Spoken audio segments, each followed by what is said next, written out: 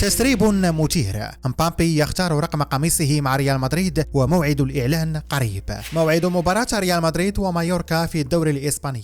عاجل. نجم ريال مدريد يصاب بكدمة قوية قبل مواجهة مايوركا. هل يهدد ذلك مشاركته في مواجهة مانشستر سيتي؟ أنشيلوتي يحرك المياه الراكدة. مفاجأة بيلينغهام. خطة سرية. ماسيرو، رودريغو وميليتاو وبيلينغهام. وأزمة قبل مواجهة مايوركا. ريال مدريد يتراجع. هل يضحي بصفقة ذهبية بسبب مفاجأة مبابي وديفيز؟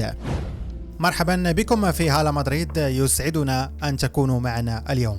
لا تنسوا دعمنا بإعجابكم واشتراككم للبقاء على اطلاع دائم بأخبار الريال. شكرا لكم جميعا على تفاعلكم وتعليقاتكم الرائعة في الفيديو الماضي. أنتم السبب في نجاحنا واستمرارنا، ونعدكم بتقديم المزيد من المحتوى المميز الذي يلبي تطلعاتكم. بدون إطالة، هيا نبدأ على بركة الله. العالم الرياضي يتأهب. مستقبل النجم الفرنسي كيليان مبابي مع باريس سان جيرمان على وشك التحول الجذري، حيث يقترب من الانتقال إلى ريال مدريد في نهاية الموسم الحالي. تقارير حديثة تفيد بأن مبابي أبلغ باريس سان جيرمان برحيله عند انتهاء عقده في 30 يونيو 2024، لكن المفاجأة الحقيقية تتعلق برقم قميصه الجديد مع الملكية. صحيفة موندو ديبورتيفو كشفت في تقرير مثير أن مبابي سيحصل على القميص رقم 10 مع ريال مدريد، الذي يرتديه حاليا النجم الكرواتي لوكا مودريتش. إذا كانت هذه التسريبات صحيحة، فهذا يعني أن انتقال مبابي إلى مدريد يقترب أكثر فأكثر. استعدوا لمزيد من التشويق والإثارة في الأيام المقبلة. يحل ريال مدريد ضيفا على مايوركا غدا السبت 13 أبريل 2024 في الجولة 31 من الدوري الإسباني على ملعب بيرو ستار. تبدأ المباراة في 7:30 مساء بتوقيت مكة المكرمة. نتمنى حظا موفقا للريال.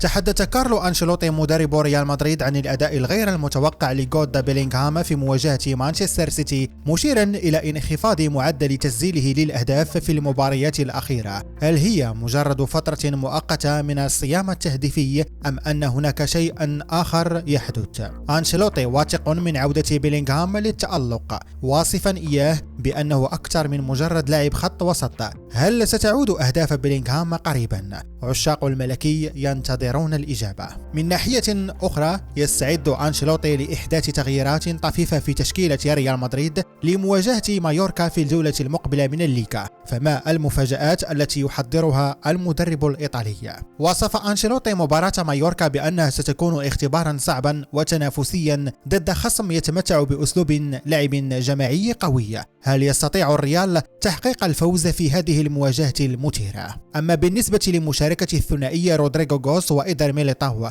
فقد أوضح أنشيلوتي أن الفريق بأكمله جاهز للمباراة، مشيرا إلى أن الأولوية الحالية هي لمباراة الغد وليس لمباراة مانشستر. ورغم غياب رودريغو عن التدريبات بسبب كدمة طفيفة، إلا أن عودته متوقعة، وفي الوقت نفسه عاد ميليتاو تدريجيا بعد إصابته، مما يضيف مزيدا من الإثارة إلى تشكيل الريال. وفي الختام دافع أنشيلوتي عن بيلينغهام، مشيرا إلى أنه واثق من عودة اللاعب للتسجيل الأهداف قريبا. فهل سنرى انفجارا جديدا من بيلينغهام في المباريات المقبلة؟ لننتظر ونرى.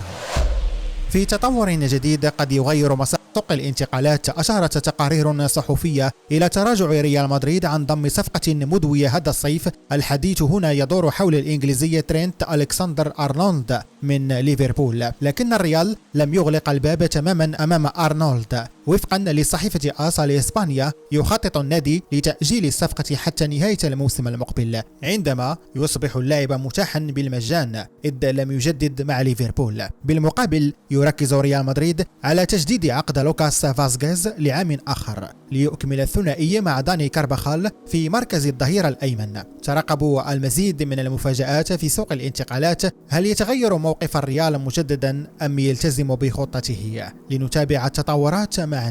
وها نحن نصل إلى نهاية هذا الفيديو. شكرا لكم على المتابعة حتى النهاية. أتطلع لرؤيتكم في الفيديو القادم. شكرا لكم.